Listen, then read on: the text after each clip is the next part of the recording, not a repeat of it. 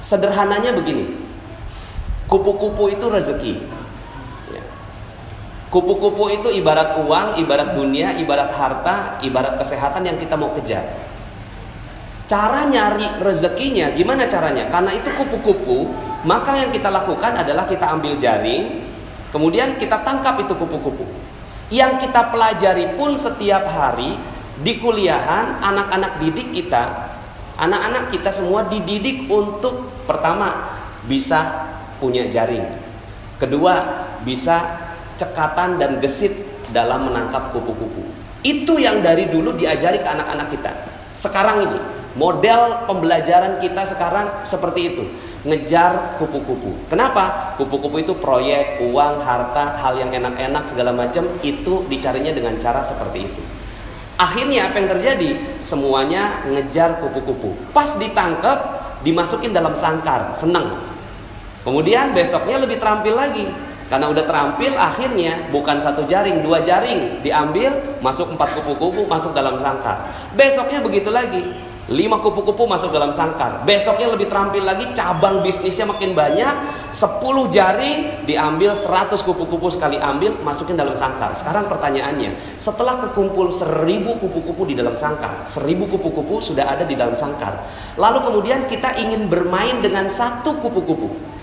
Ingin bermain dengan satu kupu-kupu. Kita mulai buka pintu sangkarnya, lalu kemudian kita pengen bermain dengan satu kupu-kupu. Gimana perasaannya, Pak? Halo? Ini masih pada hawa sahur. Terkumpul 1000 kupu-kupu di dalam sangkar, lalu kemudian kita pengen buka pintunya. Pas dibuka pintunya, ya keluar semua. Perasaan apa yang ada pada saat itu? Perasaannya, apa perasaannya? Galau, khawatir, cemas, takut, gelisah. Itulah dunia. Itulah dunia.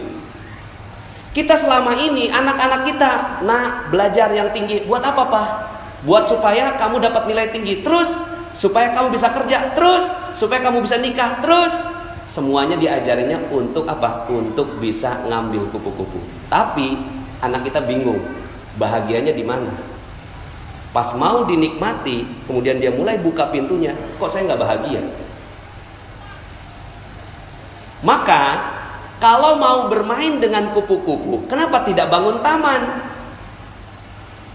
Kalau mau dapetin kupu-kupu dan bermain dengan kupu-kupu, kenapa tidak bangun taman?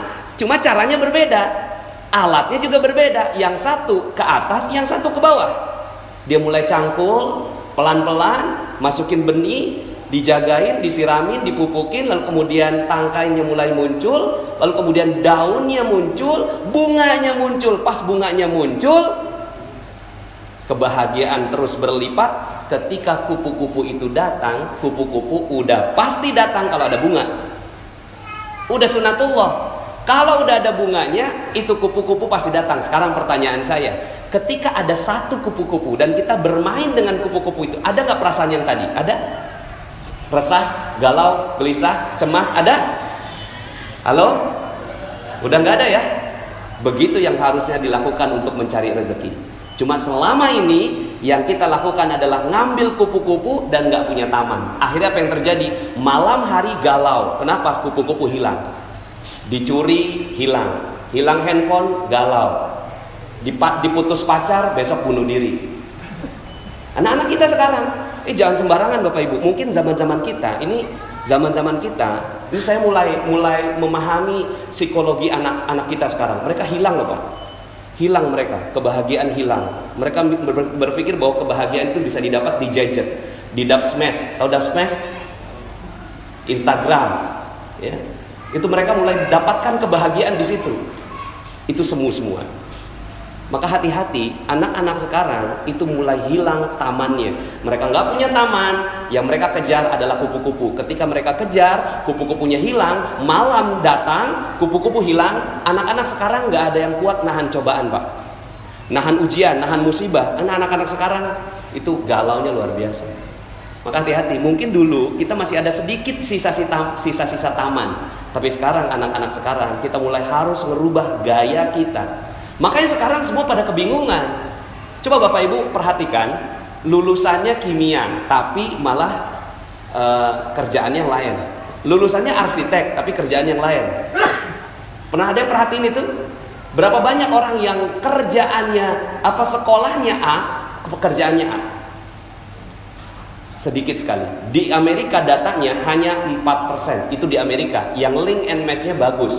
Tapi di Indonesia, Masya Allah. Maka cara nyari rezeki sederhana. Gimana cara nyari rezeki? Bangun taman. Ini yang selama ini kita tinggalkan. Kita nggak punya taman. Akhirnya apa? Galau, gelisah, khawatir, cemas. Kita nggak punya taman. Yang kita cari kupu-kupu. Seneng banget tuh, ada orderan, ada project, ada harta, apa segala macam datang. Tapi kita mau beli sesuatu, beli mobil aja. Pas mau beli mobil, sebelum tuh mobil masuk, kita bikin sangkarnya dulu. Kenapa? Karena takut kalau kupu-kupunya hilang. Tuh. Nah, terus gimana dong? Ya udah, sekarang ganti fokus. Kalau kemarin tadi kan semalam kan saya bilang utang tuh lunas, ya kan? Karena memang kalau kita masih ada hawanya hawa utang, itu rezeki nggak akan pernah datang. Hawanya hawa utang, rezeki nggak bisa datang. Ya. Tapi kalau hawanya utang udah lunas, insya Allah gampang banget tuh datang. Nah itu salah satu tamannya rezeki. Nah untuk memupuk itu ada 3 hal. Ya, ini tadi saya dipesenin Ustadz kultum aja, bener-bener kultum, kuliah 7 menit. Ya udah, saya cuma kasih kisi-kisinya. Fokuslah pada 3 hal ini. Fokuslah pada 3 hal. Pertama, pikiran yang positif.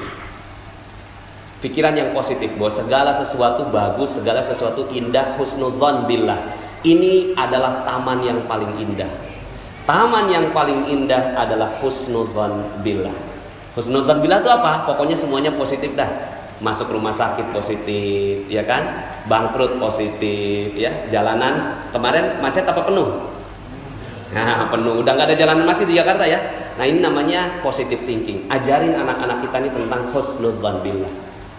Kalau anak-anak kita berhasil mendapatkan ini, maka ini adalah sebuah kebahagiaan yang luar biasa. Yang perlu dicari ini positive thinking. Positive thinking. Yang kedua, ketenangan jiwa. Ini yang perlu dikejar. Ketenangan jiwa ini namanya positive feeling. Kalau bahasanya kan positive thinking, positive feeling. Rasa itu harus tenang, cool, damai, enak, setenang samudra. Nggak boleh ada perasaan deg-degan. Deg-degan sedikit itu langsung hilang seluruh rezeki. Jadi misalnya nih, kita punya utang, katakanlah masih punya utang ya, orang sana ya. Kalau di sini kan udah nggak ada yang punya utang ya. Orang sana masih ada utang. Terus kemudian gitu ya, ketemu sama debt kolektornya. Udah 1 bulan selalu menghindar sama debt kolektor. Pas banget saat itu dia lagi ngantri makanan di mall, pas balik debt kolektornya ada di belakang. Kira-kira bagaimana jantungnya? Ya, mau copot katanya. Deg-degan, berdebar. Berdebar adalah ciri rezeki hilang. Berdebar, jantung berdebar itu ciri bahwa kita tidak punya rezeki lagi. Tamannya hilang. Maka apa yang harus dilakukan? Yang harus dilakukan mendidik jiwa supaya tenang dalam segala kondisi. Bisa nggak kita seperti itu? Nah kalau bisa seperti itu, itulah harta kekayaan terbesar. Cuma gimana cara ngedidiknya ini? Ya, ini panjang banget ini penjelasannya. Tapi misalnya begini Pak, ya. Kejadian ada yang konsultasi sama saya, anaknya meninggal dunia. Suaminya mundurin mobil, anak umur 1 tahun dilindes. Ya, sama sang ayah. Yang lebih tragis, kakaknya ngelihat dengan mata kepala sendiri ini adiknya dilindes sama ayahnya sendiri dan sakaratul maut mati saat itu juga. Sang istri keluar lagi masak, pas ngeliat gitu kan, menggelepar-gelepar gitu, digedor-gedor pintu jendelanya, terus kemudian turun sang ayah, berempat ngeliat dengan mata kepala sendiri tuh anak meninggal dunia dengan hancur badannya. Sekarang pertanyaan saya, bisa nggak saat itu jantungnya tidak berdebar? Alhamdulillah. Itu yang harus dikejar. Kalau itu bisa, alhamdulillah nih ibu, alhamdulillah dia mau ngikut saya ajarin pelan-pelan sampai akhirnya tuh ibu mengatakan, siap Ustadz, alhamdulillah, terima kasih. Udah, selesai. Dan ternyata itu adalah kunci rezeki buat sang ibu. Lah kita berapa banyak kita melakukan kesalahan rezeki. Kita deg-degan. Tanggal 25 gaji udah mulai habis, order belum nyampe, gimana perasaannya? Ya. Terus kemudian dagangan belum laku, gimana perasaannya? Padahal itu semua rezeki akan hilang. Nah, kejar nih ini. Cuma memang ya, nah ini memang perlu banyak sekali kajian tentang positive healing. Cuma bocorannya adalah positive healing hanya bisa didapatkan dengan ibadah. Positive feeling hanya bisa didapatkan dengan ibadah. Kalau positive thinking masih bisa sendiri. Positive thinking nih, bagus itu, oke, alhamdulillah, gitu ya, masih bisa. Tapi kalau positive feeling udah nggak bisa lagi dengan upaya sendiri, dia harus butuh bantuan Allah Subhanahu Wa Taala. Maka di titik itulah ibadah berkumpul seperti ini mahal harganya. Ini kumpul begini Pak, ini mahal sekali. Kalau orang tahu betul yang namanya rezeki, oh itu dikejar yang kayak gini. Ada orang kumpulan apa? Duduk tenang, damai. Kenapa? Ada malaikat di sini. Malaikat itulah yang bikin ketenangan hati. Makanya Allah katakan, ala bidzikrillahi tatmainnul qulub. Ingatlah hanya dengan mengingat Allah maka hati bisa positive feeling. Nah. Cuma selama ini ya kita nggak kejar ini, coba sekarang kejar. Aduh, yang saya mau kejar adalah positive feeling, ketenangan jiwa. Karena itulah kekayaan sebenarnya. Kekayaan sebenarnya bukan harta, bukan mobil, bukan rumah, bukan yang lain. Tapi ketenangan jiwa adalah kekayaan sebenarnya. Ya, dikatakan oleh Rasulullah SAW, laisal ghina an kasratil arad, walakinnal ghina ghinan nafs. Bukan kekayaan kamu punya banyak harta, tapi kekayaan adalah tenangnya jiwa. Di penjara senang, ditangkap senang, ya bahagia, semuanya tenang, cool, mau digantung aja senyum. Tuh, kalau kita mampu seperti itu, maka itulah kekayaan sebenarnya. Cuma selama ini kita nggak kejar, yang kita kejar cuma duit aja. Di mana ngejarnya? Lailatul Qadar adalah malam kemuliaan, tempat di mana Allah turunkan ketenangan jiwa. Kalau itu didapat, tenang sekali. Nah yang ketiga lebih dalam. Ini aja udah bagus, masya Allah. Positive thinking, positive feeling. Yang terakhir positive motivation. Positive motivation, motivasinya semua positif, semuanya positif. Ya, bahwa motivasinya bukan untuk mencari uang, motivasinya untuk membahagiakan orang lain. Nah ini panjang sekali kajiannya. Ya, mudah-mudahan dalam kesempatan yang lain. Ini pokoknya cirinya 3 aja. Kejar ini. Nggak penting tuh jurusan, nggak penting tuh kuliah, nggak penting tuh sekolah. Bener, nggak penting. Kalau sekolah nggak ngajarin 3 hal ini, berarti sekolah itu nggak penting. Makanya sekarang ini muncul adanya gerakan anti sekolah. Kenapa? Karena di sekolahan anak-anak berantem juga, ya. Tapi bukan berarti bahwa saya anti sekolah, tidak.